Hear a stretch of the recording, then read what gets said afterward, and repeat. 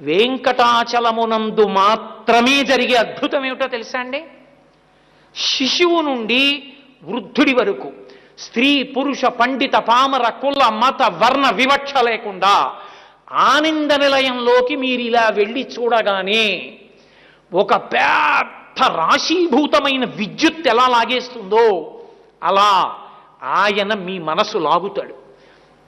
అందుకే అప్పటి వరకు అబ్బా ఏమిటోనండి అన్నవాళ్ళు అబ్బా ఎంత బాగున్నాడని అంటారు. వెనక్కి నడవడం జీవితంలో అలవాటు ఉండదు. తోసేస్తున్న గోవిందా గోవింద గోవిందా గోవింద ఇటు బయటికి వచ్చి కూడా ఇలా చూస్తుంటారు తొంగి.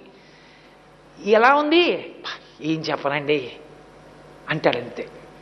అంటే నువ్వు ఎంత ప్రయత్నం చేసినా మనసు నిలబడదు. సదా మోహాటవ్యాం చరతి యువతీనాం కుచగిరౌ నటత్యా